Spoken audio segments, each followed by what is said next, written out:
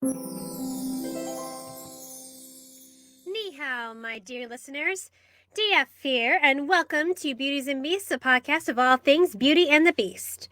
Starting off with a Chinese greeting today because May is Asian American and Pacific Islander Heritage Month. And the occasion couldn't come sooner, given the rise in Asian hate crimes going on in the United States. Of course, racism has existed since the beginning of time, but since COVID hit, prejudice towards East Asians has increased significantly, including, but not limited to, Chinese, Japanese, South Koreans, Filipinos, Vietnamese people. I know the coronavirus originated in China, but that does not give us a right to persecute an entire country, anyone from that country, or anyone who looks like they're from that country. We literally had no way of knowing this would happen. By that logic, we should blame the Europeans for the smallpox epidemic 400 years ago. I say this as a European American myself. There's a lot you can blame my ancestors for, but that's all ancient history.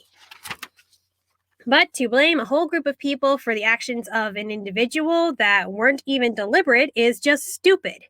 No one planned the coronavirus. It's just one of those forces of nature. So, I believe it's appropriate that today we cover a Chinese folktale depicting a relationship between a human man and a snake demoness, a female beast. This is the legend of the White Snake, or Madam White Snake. You may have heard of the recent animated movie or watched the live-action TV series on Netflix. Now you can hear their origins. Before we get into this, I'd like to thank my $5 plus patrons, Arvin Joshua Rocks 15, Bella PinkSavage, Cosmic Trail, Poppy X Branch 2000, and TyrannosaurusVenom. You too can become a patron today. Just click the green button or go to the link patreon.podbean.com/beautiesandbeasts. Or another way to support my podcast, buy my merchandise on Redbubble, including the new Stop Asian Hate products. Some places are letting up on COVID guidelines, but if you're still susceptible to the virus, or you are not vaccinated, or you're traveling, or you're in a crowded place, masks are still recommended. I have kid masks, cloth masks, fit-in masks with over 70 designs available on my Redbubble page. I also have mugs, shirts, aprons, bath mats, stickers, notebooks, and much more. Just go to disneyfanatic23.redbubble.com. That's disneyfanatic23.redbubble.com. Now, the legend of the White Snake is an ancient Chinese tale specifically rooted in the Buddhist faith. Now, to understand the legend of the White Snake, you have to understand a few things about Buddhism. The religion is actually stemmed from India's Hinduism, which spread to the north over the centuries and is popular in countries like Tibet, Japan, and China, among others. There are different branches of Buddhism, but the ultimate goal is to reach nirvana, or enlightenment, to break free of the endless cycle of samsara, or reincarnation, that Hinduism is famous for. The Buddhist idea of the afterlife is a lot more complex than the Christian ideals of heaven and hell. You're good, you go to heaven; you're bad, you go to hell, and that's that. There are actually 6 realms of samsara, or reincarnation, which one can be reborn into. There's the heaven realm, or God realm, which is what you'd imagine, a paradise, but unlike the Christian heaven, it's impermanent. And godly beings up there get so lazy they forget to cultivate their karma. The demigod, or azure realm, is almost as good as the heaven realm, but people there are so jealous of heaven rather than being thankful for what they have. And of course, they develop negative karma because of that envy. The animal realm is pretty self-explanatory, not considered a good realm to be in, as animals fall prey to their, animalistic impulses. The hungry ghost realm, you're a ghost that is always hungry, which is not that important to our story, as cool as that idea is. The hell realm is actually an amalgamation of smaller realms specific to your sins. Like there's a realm for butchers in which you get butchered yourself, because butchers kill and they're considered sinners in the Buddhist faith. Like heaven, this punishment isn't eternal. Once you've paid for your sins, you can be reborn into another realm. The best realm to be reborn into is the human realm, as you have the perfect balance of good and evil and can reach enlightenment, and you are never to be reborn, and therefore you will never suffer and die again. Where you end up next depends on which branch of Buddhism that you're a part of. Did I mention that I minored in religious studies, so I kind of know a lot about this? Now, Now that you've had that crash course in Buddhism, you can better understand today's story, which challenges the idea that only humans can reach enlightenment, or in layman's terms, live their best lives. One more thing before I begin. Considering the legend of the white snake is so old, a lot of things get lost in translation, and so there are various versions of this story, and therefore it's difficult to determine which was version number 1. So, if my summary is different from what you have heard, I'm just listing the main points across across all the variations. A written version can be found from the Ming Dynasty around 1368 to 1644 CE. But the story is likely older than that and has been told orally, and details change as times and belief systems change. So, once upon a time in ancient China, Lu Daoism, and so sorry for any butchering of names, an immortal disguises himself as a beggar selling tangguan, or soup balls, but in reality, they are immortality pills that he's giving to humans as a prank. A young boy named Suxian buys some of them and gets sick because his mortal body can't handle immortality, and he vomits them into a lake. And those immortality pills, upchucked, are promptly eaten by a white snake who gains an extended lifespan and magical powers. A nearby tortoise spirit sees this and gets jealous because he wants to be an immortal too. Remember him, he'll be important later. One day, the white snake sees a beggar attacking a green snake. The white snake then transforms into a human woman and buys the green snake, saving her from the beggar. The green snake then vows to stay by White Snake's side as a sister. You know, you don't get many female friendships in fairy tales like this. It's refreshing. 18 years later, White and Green Snake are enjoying the Qingming festival in their human disguises. White Snake, taking the name Bai Su Zhen, and Green Snake, now Shoutout. It starts raining, and they happen to meet, by chance, a grown-up Zuxian, now a medical practitioner, who, like a gentleman, lends the snake ladies an umbrella. Over time, Bai Su Zhen and Zuxian fall in love and get married and open a clinic together. Seriously, as in they run it together. Bai Su Zhen makes medicines too, even helps cure a plague. Gee, if only she were here to cure COVID-19. While Su Zhen and Bai Su Zhen are being a happy, egalitarian couple, the jealous tortoise spirit has since gained enough power to take on a human form, specifically the form of a Buddhist monk named Fahai, and is determined to have his revenge on Su Zhen for stealing his chance at immortality. Gosh, you gotta let it go, man!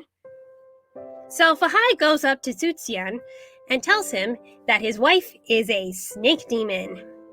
Su Zhen refuses to believe it, because his wife is awesome. Beautiful, kind, intelligent, can cure a plague, the whole package.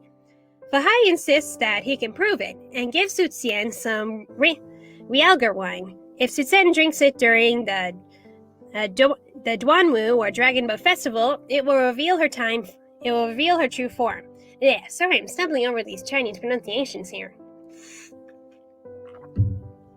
Apparently, Realgar wine contains a heavy amount of arsenic, so it's technically dangerous for humans, too, if it's misused. Anyway, Su Zhen gives his wife the wine just to put his mind at ease, and sure enough, she turns back into a white snake right before his eyes. Getting a kind of Cupid and Psyche vibes here. Su Zhen is so overcome by shock that he keels over dead. Literally. Bai Su Zhen goes with her old buddy Xiaoqing, or Green Snake, to Mount Amei to retrieve a healing herb which brings Su Zhen back to life. He declares that though he was so surprised that he literally died, he doesn't care that his wife's a snake and that he still loves her. I mean, obviously, if she went through so much trouble to bring him back to life, hey, this is kind of a gender-bent Sleeping Beauty, though less creepy.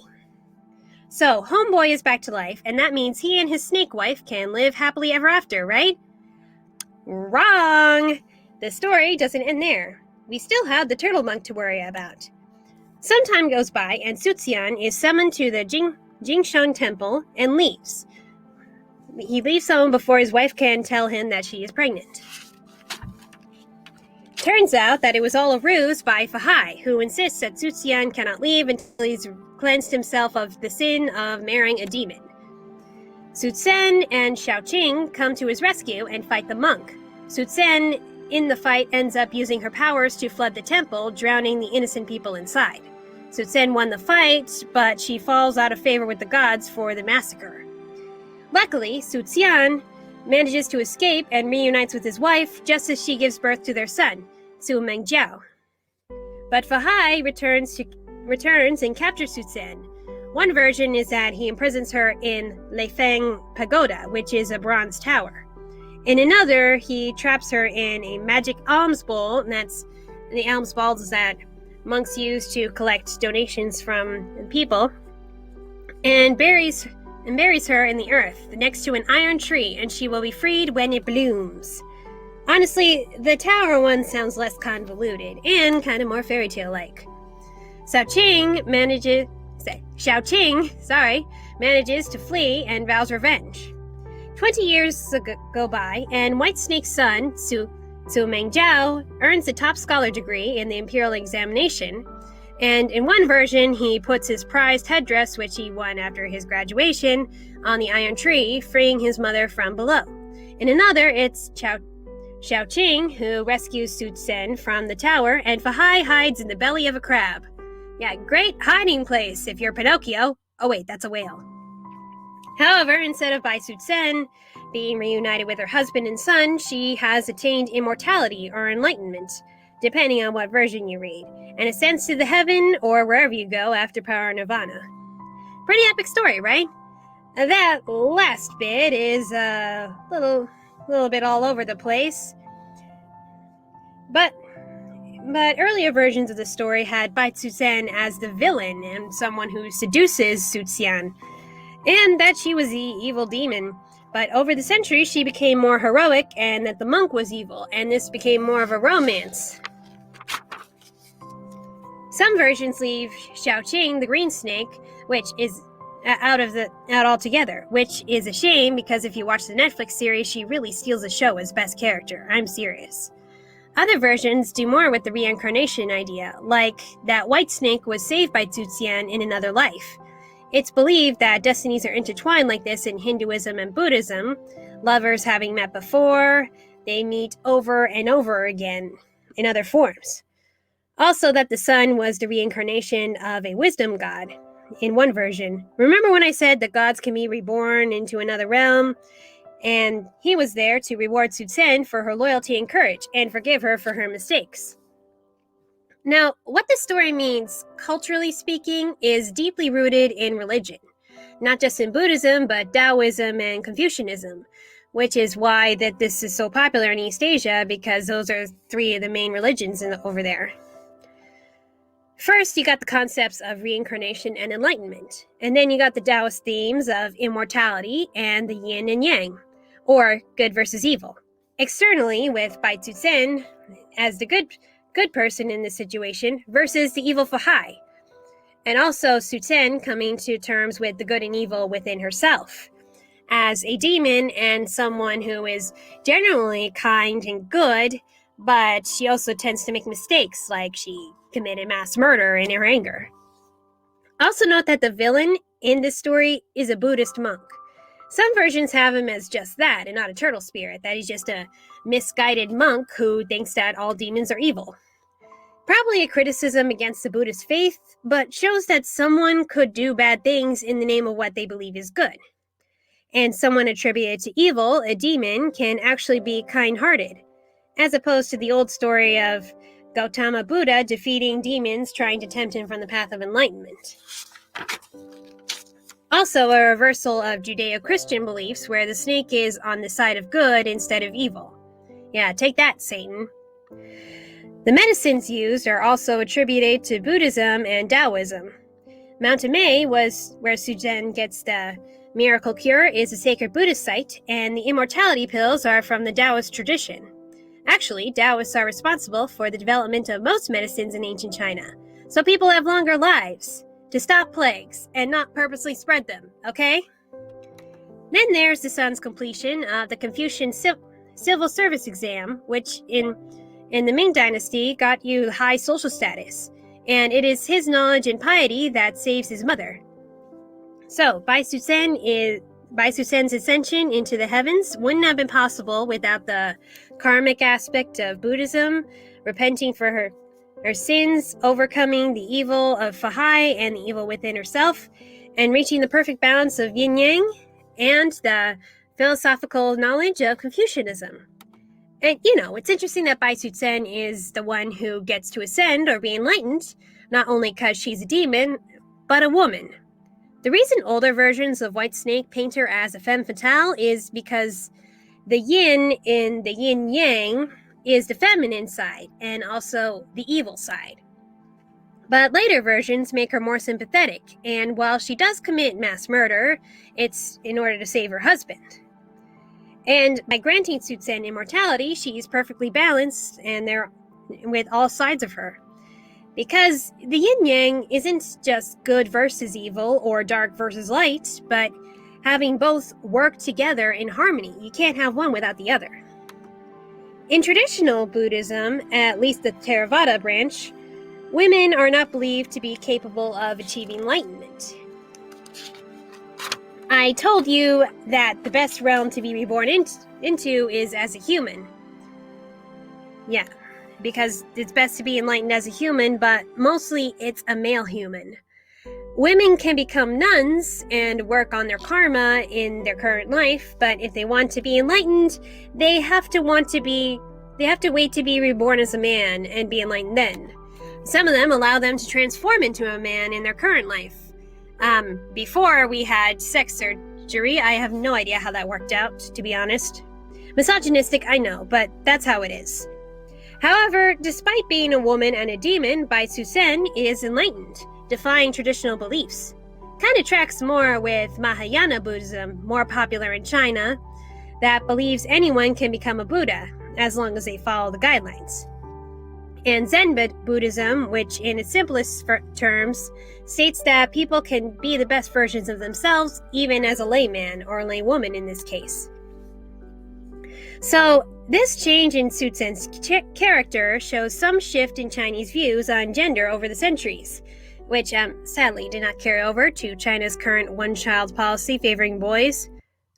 Okay, look, statistically speaking, it's true, though it's really none more of a government issue than a social issue. So, Whitesnake was a bit progressive, culturally speaking, and contained themes from 3 of China's main religions of the time. But what can we non-Buddhists, non-Daoists, non-Confucianists take from this? Well, no matter what your faith, I think we can agree on the good versus evil theme, and that sometimes the line is pretty blurred. But let's look at the relationship between our Beauty and Beast characters. Our Beauty is a human man with a kind heart and the intelligence to heal people. Our Beast is the same, although the only thing beastly about her is that she's a snake demon, and sometimes makes mistakes in her anger, like wipe out an entire temple. Hey, no one's perfect. But overall, their relationship is pretty healthy. Just that Susen hides her secrets, kind of like Cupid does with Psyche, and Suzen inadvertently betrays her by forcing her into her true form. In her defense, though, when he did find out, he just keeled over dead, so maybe she was kind of justified in keeping it from him. The monk represents societal norms, putting pressure on unconventional couples, which still goes on today with same-sex couples, interracial couples, interfaith couples. Hey, 100 or so years ago, my Catholic mom wouldn't have been able to marry my Protestant dad without any qualms. Fahai sees Susen's marriage as unnatural, just because she's a demon and he's a human, and constantly tries to separate them. Well, in one version out of revenge, and the other version just out of prejudice. In the end, Susen isn't freed until her son conforms to society by achieving the highest scholar degree. And even Susen ascending to heaven conforms to societal norms, and as she is still separated from her family. Bleak, I know, but given Buddhism's track record, I'm pretty sure the family will all meet again someday in another life. If you like this story, there is a recent animated movie, but personally I'd recommend the Chinese TV series Legend of the White Snake on Netflix. It adds more to the story, in which Bai Susen battles other demons intent to harm her human friends. Xiaoqing goes through a gender identity crisis, which is really more of a modern concept. A jealous mouse spirit is in love with Su Zhen, and he is added to the mix. And of course, the beautiful and adorable relationship between Su Zhen and Su Xian is just so well developed. Their intellectual equality is emphasized, and their struggles are relatable for any married couple. Minus the supernatural aspect. I won't go over the whole plot of all 36 episodes, but the point is that even though Bai Su Zhen knows her beloved will only live a short life, and even gives up a part of her magic to save him, being with him for just that short time makes all the hardships worth it. Now that is how you do an immortal and mortal romance. Take that, Twilight. As I've said, May not only celebrates the heritage of Asian Americans, but Pacific Islanders, which includes Hawaiians. Which is why I can think of no better Hawaiian tale to cover than Lilo and Stitch. A platonic Beauty and the Beast, but a beloved one nonetheless. Alright, so does anyone have any questions concerning today's topic or the next topic? I know that was a little bit hard to follow with all of the scholarly stuff I squeezed in there, and not to mention my stumbling over Chinese pronunciations. So sorry, I took Romanian, French, and German. I did not take Chinese.